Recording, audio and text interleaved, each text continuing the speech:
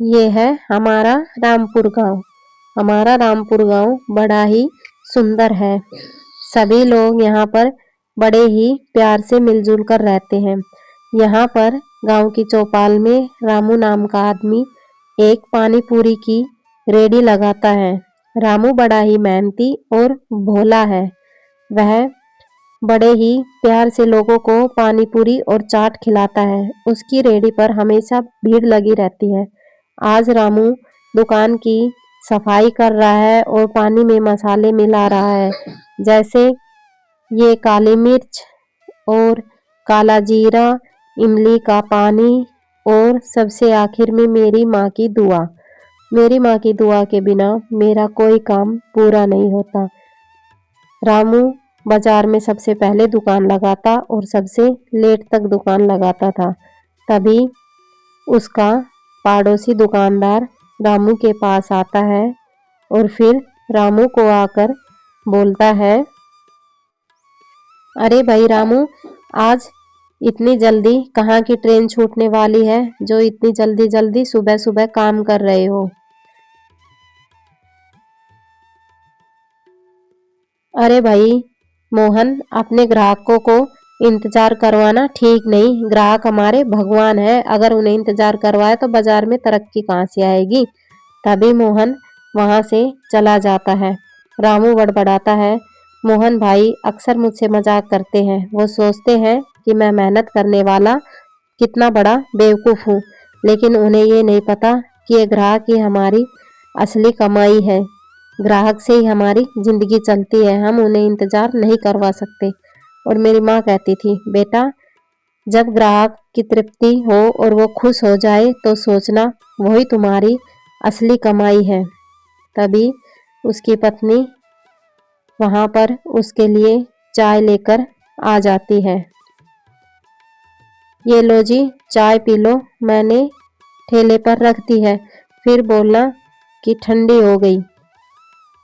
ग्राहकों की भीड़ में, अरे हाँ हाँ, तुम तो बड़ी ही अच्छी पत्नी हो, मेरे लिए हमेशा अदरक वाली गर्मा गर्म चाय लेकर आती हो। अच्छा चलो ठीक है, फिर जल्दी से चाय पी लो, फिर मैं घर जाऊंगी। घर जाकर मुझे खाना भी पकाना है, वरना बहुत देर हो जाएगी। अच्छा हाँ ठीक है, चलो मैं अभी तुम्हें चाय की केतली दे देता हूँ, तुम बस 10 मिनट इंतजार करो। ठीक है जी, मैं अभी इंतजार कर रही हूँ, आप थोड़ा जल्दी करो, मुझे घर जाना है।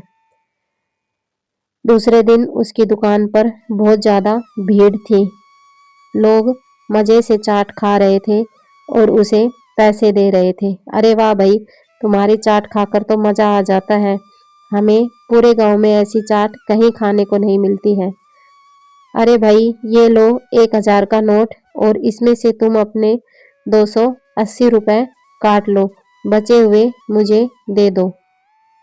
अरे भाई ये लो तुम्हारे 280 रुपए। काटने के बाद तुम्हारे 720 रुपए। तभी वो वहां पर चला जाता है, लेकिन वो देखता है कि उसने उसे 50 रुपए कम दिए हैं। तभी बूढ़ी माताजी रामू की दुकान पर आ जाती है।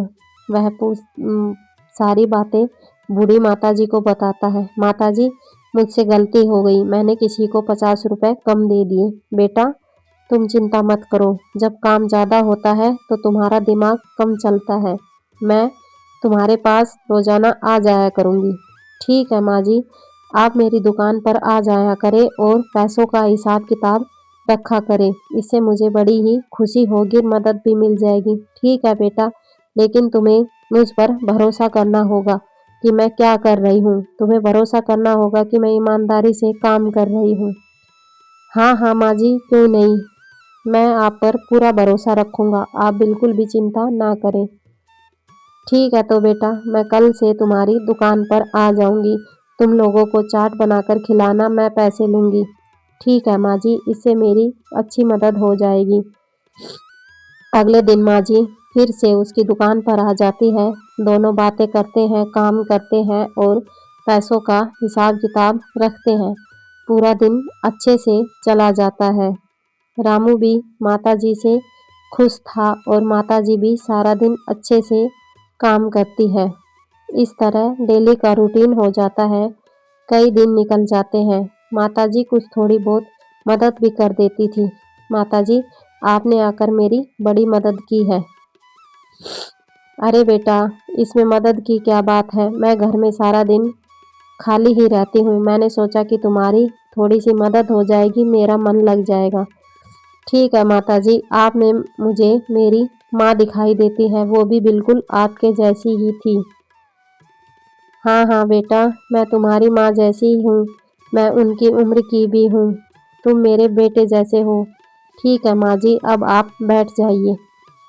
एक दिन माँ जी दुकान पर बैठी होती है कि दुकान पर बहुत जोर से भीड़ लग जाती है। रामू सभी को जल्दी जल्दी चाट बनाकर दे रहा होता है। माँ जी बड़े बड़े नोटों का हिसाब कर रही होती है। तभी एक आदमी आता है तो माँ जी उसे बड़ा नोट खुला करके 50 रुपए कम दे देती है। तभी रामू को भी एहसास होता है कि शायद कुछ गलत हुआ है, लेकिन वह कहने से डरता है। जब शाम को सारी भीड़ खत्म हो जाती है तो वह सोचने लगता है, लेकिन माँ जी से कुछ कह नहीं पाता है। सुनिए जी, आज पूरे 450 रुपए कम है और ये सब माँ जी के आने के बाद हो रहा है। लक्ष्मी, तुम बिना मतलब ही शक करती रहती हो, इसमें भला माँ जी का क्या लेना देना। सुनिए जी, पहले 450, फिर 300, फिर 600 ऐसे रोजाना रुपए कम हो रहे हैं। आप समझिए मेरी बात को, मैं झूठ नहीं बोल रही हूँ। या तो आप बात कीजिए या फिर मैं माँ जी से बात करूँगी। नहीं नहीं लक्ष्मी, तुम माँ जी से बिल्कुल बात मत करना। अगर तुमने ऐसा किया तो तुम मेरी सबसे बड़ी दुश्मन होगी। मैं खुद ही बात कर लूँगा। अगले दिन माँ जी फिर से दुकान पर आती है। माँ जी को थोड़ा शक होता है। माँ जी, कल घर में थोड़ा सा झगड़ा हुआ। लक्ष्मी बोल रही थी कि हिसाब में कुछ गड़बड़ी आ रही है। बेटा, तुम एक काम करो, मेरे घर में एक काठ का डिब्बा रखा हुआ है, उसे लेकर आओ। आज से हम बड़े नोट उसमें डालेंगे, फिर कोई भी चोरी नहीं कर सकेगा। हाँ हाँ माँ जी, ये बिल्कुल ठीक है। आप कितनी महान हो जो मेरे लिए इतना सब कुछ कर रही हो। आप तो देवी हो। बेटा, इसमें महान होने वाली कौन सी बात है? अगर हमारे ठेले पर चोरी हो रही है तो हमें इसका ध्यान रखना पड़ेगा। कल से हम नोट बड़े डब्बे में रखेंगे। ठीक है माँ जी, इससे चोरी भी नहीं होगी। अब आप अपना काम कीजिए, नोटों का हिसाब करिए, मैं लोगों को चाट बना कर देता हूँ। हाँ हाँ बेटा, तुम बेचिंता रहो, तुम अच्छे से अपना काम करो, मैं ध्यान रखूंगी। ठीक है माँ जी, मैं अभी चाट बनाता हूँ। तभी लक्ष्मी सोचती है, मुझे ही कुछ करना होगा। मुझे नहीं लगता कि ये माँ जी से बात करेंगे। आखिर मेरे बेटे के भविष्य का सवाल है। अगर ऐसे ही चलता रहा तो हमारा तो बहुत ज़्यादा नुकसान हो जाएगा। शायद राकेश भाई हमारी कुछ मदद करे। राकेश भाई, दुकान तो अच्छी चल रही है, लेकिन माँ जी के आने के बाद मुझे कुछ चिंता हो रही है। आप मेरी मदद करें। हाँ हाँ भाभी, मैं आपकी मदद ज़रूर करूँगा। हम ठेले में कैमरा छुपा देंगे जिससे हमें पता लग जाएगा। हाँ, ये अच्छा विचार है। इससे उनको भी कुछ शक नहीं होगा, नहीं तो वो मुझे घर से निकाल देंगे। ठीक है भाभी, आप रात को ठेले पर कैमरा छिपा देना। अगले दिन लक्ष्मी रामू को सारी बातें बता देती है। वह फोन में फोटो भी दिखा देती है कि माताजी कैसे बड़े बड़े नोट अपनी जेब में डाल रही है। माताजी, मैंने आप पर भरोसा किया और आपने मेरे साथ ऐसा क्यों किया? बेटा, मैं बूढ़ी हूँ, बीमार हूँ, मेरे पास दवाइयों के पैसे नहीं थे, तो मैंने सोचा कि थोड़ा थोड़ा करके ही जमा कर लेंगी, मुझे माफ़ कर दो। नहीं माताजी, आपने मेरा भरोसा तोड़ा है। मैं अब के बाद किसी पर भी विश्वास नहीं करूँगा। इस तरह से बातें होती हैं।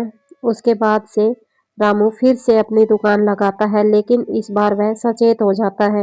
वह किसी पर भी भरोसा नहीं करता, क्योंकि खूब अच्छे से अच्छा और भोला से भोला दिखने वाला इंसान भी बदल सकता है। पैसों पर किसी की भी नीयत डूब सकती है। इसलिए अगर आप बाजार में धंधा करो तो अपने बलबूते पर करो और किसी भी इंसान पर भरोसा ना करो, क्योंकि आज का समय किसी के भरोसे के लायक नहीं है। बूढ़ी माँ इतनी बूढ़ी होते हुए भी जब गद्दारी कर सकती है तो कोई और क्यों नहीं। दोस्तों, अगर आपको कहानी अच्छी लगी तो काव्या टून्स को लाइक करें, कमेंट करें, सब्सक्राइब करें और इस वीडियो को देखने के लिए आपका धन्यवाद।